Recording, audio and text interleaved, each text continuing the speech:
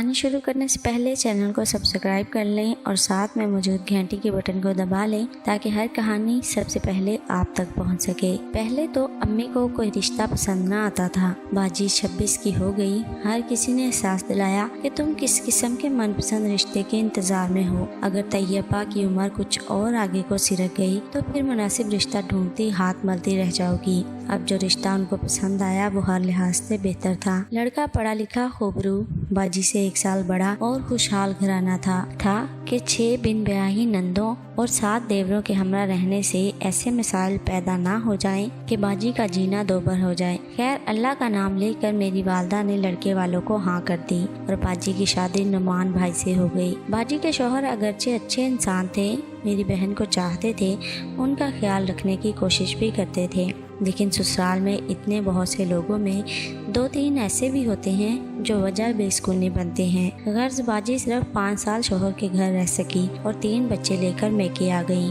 یہ نہیں کہ وہ خود اپنا گھر چھوڑ کر میکے آئی تھی۔ نعمان بھائی نے روز نندوں کی چیخ چیخ سے بیوی کی جان چھڑوانے کا انہیں ہمارے ہاں چھوڑ دیا تھا۔ کہا کہ علیحدہ گھر کا انتظام کر لوں تو لے جاؤں گا۔ میرے گھر کے تو سارے ہی لوگ طیبہ کی جان کے عذاب بنے ہیں، یہاں میرے بچے کچھ دن سکون سے رہ لیں گے۔ باجی کو میکے پہنچانے کے بعد بہنوئی کا دل بھی نہ لگا اور وہ گھر چھوڑ کر ایک دوست کے مکان میں منتقل ہو گئے۔ یہ مکان اکثر خالی رہتا۔ وہ دوست اپنی ملازمت کی وجہ سے کبھی کہیں اور کبھی کہیں ہوتا، کبھی کبھی مکان کی دیکھ بھال کو آتا تھا۔ اس مکان کے پڑوس میں ایک بیوہ عورت اور اس کی متعلقہ بیٹی رہائش پذیر تھی۔ بوڑھی خاتون سے نعمان بھائی نے اپنے لیے کھانا بنانے کی درخواست کی۔ یوں یہ ماں بیٹیاں میرے بہنوئی صاحب کو کھانا بنا کر دینے لگی۔ بعض اوقات جو گمان میں نہیں ہوتا وہ ہو جاتا ہے۔ کسی نے سوچا بھی نہ تھا یہ سب ہو جائے گا، کہ خود نعمان بھائی نے بھی نہیں سوچا تھا، لیکن قدرت عجیب کھیل کھیلتی ہے۔ نہ جانے کس لمحے نعمان کو بیوہ کی متعلقہ بیٹی صفیہ پسند آ گئی۔ وہ کھانا ایسا عمدہ اور لذیذ بناتی تھی، دونوں میں پسند استوار ہو گئی اور انہوں نے صفیہ سے نکاح کر لیا اور پھر اپنی نئی زندگی میں ایسے گم ہوئے کہ پہلی بیوی اور بچوں کے ساتھ ہی اپنے والدین اور بہن بھائیوں تک کو بھول گئے۔ انہوں نے پلٹ کر کسی کی خبر تک نہ لی۔ شاید وہ عورت کوئی جادوگرنی تھی یا پھر بہنوئی اپنے گھر والوں کو ہی اپنی بربادی کی وجہ اور خوشیوں کا قاتل سمجھتے تھے۔ میرے والد صاحب بوڑھے تھے، وہ کمانے کے قابل نہ رہے تھے۔ بڑے بھائی ملازمت کرتے تھے اور وہی گھر کے اخراجات برداشت کر رہے تھے۔ تینوں میرے بھائی شادی شدہ بچوں والے تھے۔ ہماری ماں بیٹیوں کی محتاج تھی۔ میری ماں ابھی شادی نہیں ہوئی تھی، ان کو میری فکر بھی کھائی جاتی تھی۔ باجی 3 سال ہمارے گھر رہی۔ بھائیوں نے ان کا اور ان کے بچوں کا خرچہ برداشت کیا۔ اس میں میری بھی شادی ہو گئی۔ میں بیاہ کر پہلے اسلام آباد پھر سویڈن چلی گئی۔ وہاں سیٹل ہونے کے چکر میں ہم اپنے مسائل میں الجھ گئے۔ سویڈن میں میرے میاں پڑھ بھی رہے تھے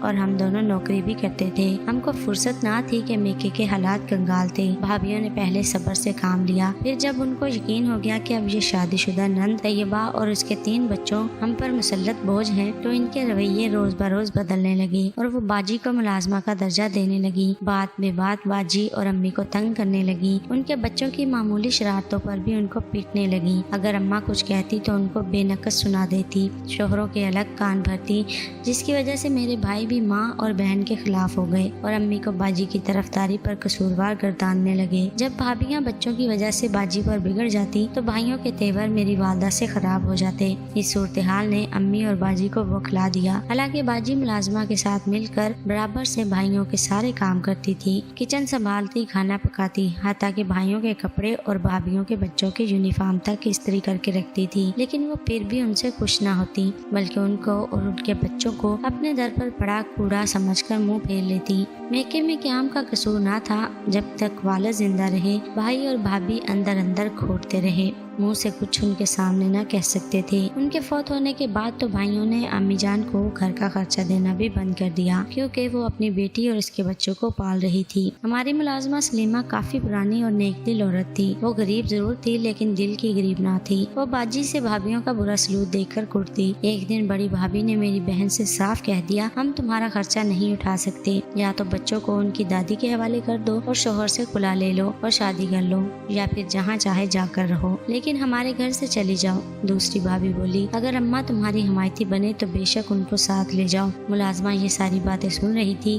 باجی اور امی رو رہی تھی۔ ملازمہ کو بہت دکھ ہوا۔ اس نے باجی کو چپ کرایا، تسلی دی۔ باجی نے سلیمہ سے خالہ تم ہی بتاؤ میں کہاں جاؤں، 3 بچوں کا ساتھ ہے، سسرال والے مجھے رکھتے نہیں اور شوہر کا کچھ اتا پتا نہیں ہے، تم کسی گھر مجھ کو کام دلوا دو، اگر وہ لوگ رہائش دے دیں اور میرے تینوں بچوں کو بھی رکھ لے تو میں ملازمت کرنے کو بھی تیار ہوں۔ بی بی آج کل ویسے لوگ نہیں رہے جو آپ کے ساتھ آپ کے 3 بچوں کو بھی اپنے گھر رہنے دیں، تو پھر تم مجھے اپنے گھر لے چلو، بچے وہاں رہیں گے تو میں کہیں ملازمت کر لوں گی، میں رکھ تو لوں بی بی طیبہ، لیکن آپ کے گھر والے کیا گوارا کر لیں گے، اس بات کی کیا پرواہ ہے، میں جہاں رہوں۔ بھائی بھی اتنے روکھے ہو گئے ہیں، مجھ سے بات تک نہیں کرتے اور اماں کا خرچہ بند کر دیا، اور زیادہ کیا وہ مجھ سے بیزاری کا اظہار کریں گے۔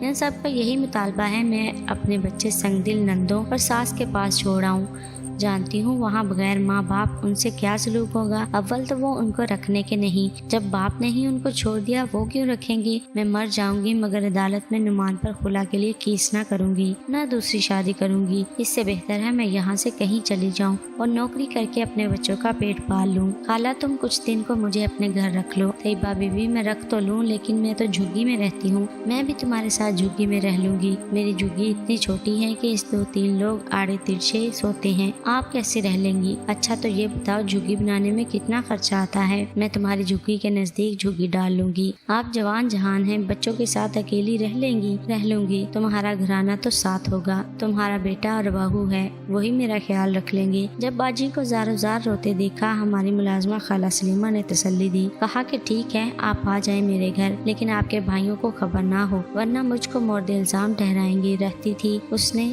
وہاں کا پتہ سمجھا دیا، بولی آپ خود آ جانا کیونکہ میرے ساتھ چلیں گی تو آپ کے گھر والے میری گردن پکڑ لیں گے۔ سلیمہ سمجھ رہی تھی یہ وقتی فیصلہ ہے، کہاں طیبہ گھر سے نکلے گی، لیکن باجی نے بھی ٹھان لی تھی، شام کو بغیر کسی کو بتائے چپکے سے بچوں کو لے کر گھر سے نکل گئی، سڑک سے رکشہ لیا اور اس کو پتہ بتا دیا، وہ شاید اس میدان میں بنی کسی جھگی کا نشین تھا، وہ ان کو صحیح جگہ لے گیا۔ باجی نے یوں اپنی ملازمہ کی جھگی میں جا ٹھکانہ کیا، سلیمہ خالہ نے سچ کہا تھا، ان کی جھگی میں صرف 3 چارپائیاں سما سکتی تھی، ایک چارپائی کی جگہ خالی تھی جہاں بیٹھ کر ان کی بہو کھانا پکاتی تھی۔ اس رات وہ ساس اور بہو ایک چارپائی پر سوئی اور سلیمہ خالہ کا بیٹا کہیں باہر جا سویا، دوسری چارپائیوں پر باجی اور ان کے 3 بچے سوئے، ساری رات ان کو مچھروں نے سونے نہ دیا۔ اب باجی کو احساس ہوا کہ واقعی خالہ سلیمہ نے صحیح کہا تھا۔ صبح جب وہ کام پر آئی امی رو رو کر نڈھال تھی، بھابیاں کہہ رہی تھی تمہاری بیٹی گھر سے بھاگ گئی ورنہ تم کو تو کم از کم بتا کر ہی جاتی کہ کہاں جا رہی ہے۔ سلیمہ خالہ سے امی کی حالت نہ دیکھی گئی، ان کو چپکے سے باخبر کر دیا، تمہاری بیٹی میرے پاس موجود ہے، فکر نہ کرو، میرے ساتھ چل کر اس کو سمجھا بجھا کر لے آؤ، وہ نازو پلی بھلا کہاں ایک غریب کی جھگی میں رہ سکتی ہے اور کتنے دن۔ یہ سن کر امی کی جان میں جان آئی اور شام کو خالہ سلیمہ کے ساتھ اس کے گھر چلی گئی۔ باجی اماں سے لپٹ کر خوب روئی، اماں نے کہا تمہارے بھائی اور بھابیاں جیسا بھی سلوک کرے اپنے ہیں، تم میرے ساتھ واپس گھر چلو، لیکن باجی جانے پر راضی نہ ہوئی، اماں کو مجبور کیا تم بھی میرے ساتھ رہو، ہم یہاں جھوگی ڈال لیتے ہیں، تم بچوں کو سنبھالنا، میں کہیں ملازمت کر لوں گی۔ باجی نے امی کو گھر واپس جانے نہ دیا اور اپنے سونے کی بالیاں خالہ سلیمہ کے بیٹے کو دے کر کہا سامان لے آؤ، میں نے اسی میدان میں آپ لوگوں کے قریب جھگی ڈالنی ہے۔ وہ بیچارہ حقہ پیاسا باجی کے سرار پر بانس چٹائیاں وغیرہ لے آیا، لیکن وہاں کے لوگوں نے باجی کو جھگی ڈالنے نہ دی، کیونکہ باجی اور بچوں کے کپڑوں سے ان کو اندازہ ہو گیا یہ ہمارے طبقے کے نہیں ہیں، کسی خوشحال گھرانے کے ہیں، نہ جانے کیا معاملہ ہے جو یہاں رہنے چاہتی ہیں۔ میدان میں سارے جھگیوں کے مرد اکٹھے ہو گئے اور یہ بیچاریاں پریشان حال سامان پر بیٹھی تھیں۔ ایک واقف کار شخص نے بچوں کو پہچان لیا، یہ ایک وین ڈرائیور تھا جو بھائی کے بچوں کو اسکول لاتا لے جاتا تھا، اس کا نام منظور تھا۔ منظور بھاگا ہوا میرے بھائی کے پاس آیا اور ان کو بتایا حمید صاحب آپ کے بھانجے بھانجی اور آپ کی ہمشیرہ اور والدہ فلاں جگہ بیٹھی ہیں اور مشکل میں ہیں۔ بڑے بھائی فوراً منظور کے ساتھ میدان پہنچے، اپنی ماں بہن اور ان کے بچوں کو یہاں دیکھ کر ان کا سر شرم سے جھک گیا، ان کو غیرت آئی اور جھگی کا سامان بانسوں اور چٹائیوں وغیرہ کو آگ لگا دی۔ امی باجی اور بچوں کو گاڑی میں بٹھا کر گھر لے آئے اور بہت غصہ کیا، تم نے تو میری ناک کٹوا دی، غصہ تھا تو مجھ سے جھگڑتی، گھر کے برتن توڑ دیتی، لیکن تم نے تو یہ کیا کیا، جھگی ڈالنے چلی گئی۔ باجی کیا جواب دیتی؟ اماں نے کہا ہاں میاں بولو، جو جی میں آئے بولو، تم نے جو مجھ کو خرچہ دینا بھی بند کر دیا، اسی بہن کے کارن کے 2 نوالے اس کو کھا رہے تھے، تو میری بیٹی تمہاری بیوی اور بھابیوں کی چاکری کرتی ہے تو ہی میری تمہاری کمائی سے 2 نوالے کھاتی ہے، اب کاہے کی غیرت آ رہی ہے تم کو؟ اور اپنے دونوں بھائیوں سے بھی پوچھو کیسا سلوک کرتی ہیں ان کی بیویاں، سارا دن طیبہ के बच्चों से उससे तो अच्छा है इन बच्चों को तुम अपने हाथों यतीम खाने में जमा करा कर आ जाओ। माँ के भी सब्र का बंध आज टूट गया था। बिलाखिर ये फैसला हुआ कि तीनों भाई मिलकर बहन और बच्चों का खर्चा उठाएंगे और मकान की छत पर तैयबा के लिए 2 कमरे बनवा देंगे। आखिर तो इस जायदाद में उसका भी हिस्सा था। मकान बाप दादा की विरासत से मिला था। जो बाजी को आफियत नसीब हुई, ताहम स्कूल से आकर मुमानिया बच्चों को बैठने ना देती, खास तौर पर बाजी के बड़े वाले बेटे एहसन को, जो इन दिनों अभी सिर्फ 12 साल का। एक रोज वो बड़ी भाभी के कमरे के जाले उतार रहा था। उससे उनका एक कीमती गुलदान टूट गया जो वो जहेज में लाई थी। बस फिर क्या था, उन्होंने वही छड़ी उठाई जिससे वो जाले उतार रहा था और एहसन को खूब पिटा और बोली, निकल जाओ यहाँ से और फिर मुझे अपनी ये मनहूस सूरत मत दिखाना। ऐसा डर गया। भाभी ने तो गुस्से में ऐसा कहा था, वो सचमुच यही समझा अब उनको अपनी शक्ल नहीं दिखानी है। उसने माँ का बटवा उठा लिया और घर से चला गया। रात तक ना लौटा तो अम्मी और बाजी परेशान हो गई। भाई आए, उनसे अहवाल बताया। वो अभी ढूंढने निकले लेकिन लड़का तो ऐसा गायब हुआ, फिर न मिला। बाजी रो रो कर नीम जान हो गई। एहसन इतना जानता था उसका बाप लाहौर में रहता, मगर कहाँ ये मालूम ना था। वो बस में सवार होकर लाहौर चला गया। माँ से सुन रखा था लाहौर के किसी इलाके में घर लिया था, लेकिन जिस इलाके में घर लिया था वो तो बहुत बड़ा इलाका था। इतने सारे मकानात थे, क्या मालूम वो कौन से मकान में रहता था। एहसन वहाँ इधर घूम रहा था कि उसको भूख लगी। वो एक नान बाई की दुकान पर पहुँचा और रोटी खरीदने को बटवा निकाला जिसमें उसके बाप और माँ की शादी की तस्वीर लगी हुई थी। तस्वीर को उसने नान बाई से छुपा ली और रोटी दाल लेकर एक कोने में खाने को बैठ गया। शाम हो रही थी। खाना खाने के बाद वो फिर इधर उधर देखने लगा, कहाँ ठिकाना करे। रात हो जाएगी तो कहाँ सोएगा। तभी उसकी नजर सामने सड़क पार मस्जिद पर पड़ी। वो वहाँ चला गया। मगरिब की नमाज का वक्त हो रहा था। वो भी आखिरी सफ में खड़ा हुआ। नमाज खत्म हो गई। नमाजी मस्जिद से निकलने लगे, मगर वो मस्जिद के सहन में एक तरफ बैठ गया क्योंकि बहुत थक गया था। दीवार से टेक लगाई तो नींद आ गई, वहाँ ही सो गया। ईशा की नमाज पढ़ाने इमाम मस्जिद इधर से गुजरे तो उन्होंने एहसन को जगाया और पूछा, बेटा तुम कौन हो और यहाँ क्यों सो रहे हो? मैं साहिवाल से आया हूँ, मेरे वालिद यहाँ रहते हैं, उनका घर ढूंढना था। थक गया तो मस्जिद आ गया। जरा देर को सस्ता रहा था, नींद आ गई। अच्छा बेटे तो मेरा इंतजार करो, ईशा की नमाज हो लेने दो, यहाँ यही रुके रहना, मैं तुमसे बात करूँगा। ईशा की नमाज खत्म हो गई, लोग चले गए। इमाम साहब एहसन के पास आए, पूछा खाना खाया है? दोपहर को सामने वाले नान बाई से लेकर खाया था, अब कहाँ जाकर सो गए? सोने की तो कोई जगह नहीं है। अच्छा तो फिर मेरे साथ मेरे घर चलो, रात को वहाँ सो जाना, सुबह तुम्हारे वालिद को तलाश करने की कोई सबील निकालेंगे। एहसन उनके साथ हो लिया। इमाम साहब का घर मस्जिद के साथ ही था, वहाँ उनके बीवी बच्चे भी थे। एहसन को बीवी ने खाना दिया और बिस्तर भी एक तरफ बिछा दिया और बोली, आराम से सो जाओ, अब ये मामूल हो गया। इमाम साहब के साथ वो सुबह मस्जिद चला जाता और हर नमाज के बाद जब नमाजी मस्जिद से निकलते वो दरवाजे के पास खड़ा हो जाता। शायद कोई ऐसा शख्स जिसकी शक्ल माँ के बटवे में लगे बाप की तस्वीर से मिलती हो उसको नजर आ जाए। शायद उसका बाप जिसका घर इस इलाके में है, माँ ने बताया था, जहाँ नमाज पढ़ने आता हो और कभी उसको वो तस्वीर की मदद से पहचान ले। एहसन एक बच्चा था और उसने ऐसे तसव्वुराती बातें सोच ली थी। एक रोज इमाम साहब की बीवी ने कहा, बेटा एहसन, या तो मदरसे में दाखिला ले लो और कुछ इल्म हासिल कर लो, या फिर अपने पाँव पर खड़े होने की कोई तदबीर करो। ऐसे किसी के दर पर पड़े रहने से तो तुम्हारी जिंदगी नहीं गुजरेगी और ना इस तरह तुम्हारा बाप तुमको मिल सकता है। एहसन ने उस औरत की बात गिरा में बांध ली। माँ के बटुए में कुछ रुपए थे, उसने उनसे काम शुरू करने की सोची। वो नान बाई के पास गया और पूछा, क्या मुझे यहाँ कोई काम मिल जाएगा? वो यहाँ तो 2 लड़के पहले से मौजूद हैं, तीसरे की जरूरत नहीं। हाँ, वो सामने स्कूल के पास जो खोखा है वहाँ चले जाओ, कल ही खोखे वाला मुझे कह रहा था उसको एक लड़के की जरूरत है। और वो वहाँ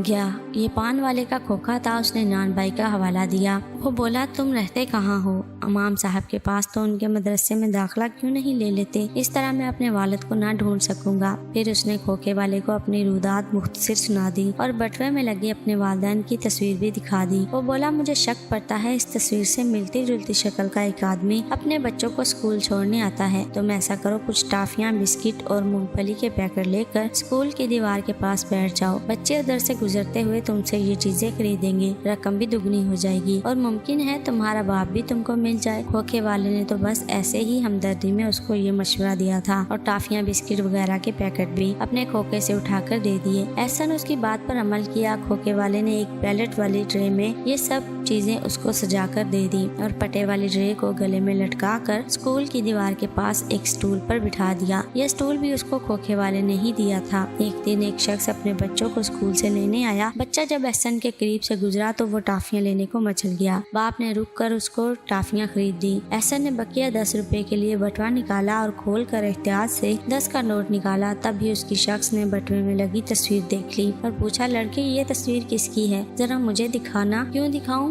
मुझे लगता है इस तस्वीर वाले आदमी को मैंने कहीं देखा है। एहसन सोच में पड़ गया क्योंकि बाप की तस्वीर के साथ उसकी माँ की तस्वीर भी थी। घबराओ नहीं, तुम मुझको तस्वीर दिखा दो। ये शख्स लाहौर में रहता है, उसको अच्छी तरह जानता हूँ। अब एहसन को हौसला हुआ। उसने बटुआ खोलकर पूरी तस्वीर उसके सामने कर दी। एहसन को जिस तरह उसने गौर से देखा, एहसन भी इसी तरह उसको मुतजस्सिस निगाहों से देख रहा था क्योंकि तस्वीर से उस आदमी को मुशाबे मालूम होती थी। उस शख्स का दिल धड़का। कहा, तुम एहसन हो? हाँ। और आप अब्बा हो? हाँ मेरे बच्चे, तेरी ये हालत। उसने यकदम लड़के को सीने से लगा लिया। 7 बरस बाद लड़के की शक्ल देखी, सीने से लगाया तो बाप के खून ने जोश मारा। एहसन को लेकर नुमान घर आ गए। सफिया से कहा, बीवी इसको खाना वगैरह खिलाओ, तब तक मैं नए कपड़े उसके लिए लेकर बाजार से आता हूँ। खबरदार जो तुमने इसके बारे में कोताही की, ये मेरा लख्त जिगर तुम्हारे कारण इस हाल को पहुँचा है। न जाने औरों का हाल उसे अच्छा है या बुरा। एहसन बाप को हर मुसीबत जो उसकी माँ और बच्चों पर बीती सुनाई। वो रोए और बोले, जिनको बाप छोड़ देते हैं उन बच्चों की हालत ऐसी ही हो जाती है। 2 दिन बाद वो एहसन को लेकर भाई के घर आ गए। भाई तो कोई भी इसको देखने का रवादार ना था, मगर मेरी बाजी जी उठी जैसे उनमें किसी ने जान डाल दी हो। कोई भी सुलह पर तैयार ना था, लेकिन बाजी ने कहा, इतनी मुद्दत बाद मेरा सुहाग लौट आया है, मैं इस मौके को क्यों हाथ से गवा दूं। नुमान मुझे लेने आए हैं, मैं जरूर उनके साथ जाऊंगी। मेरे बच्चों को तो उनका खोया हुआ बाप मिल गया है। वो झटपट अपने शोहर के साथ जाने पर तैयार हो गई। सौतन के साथ गुजारा करना भी गुबारा कर लिया,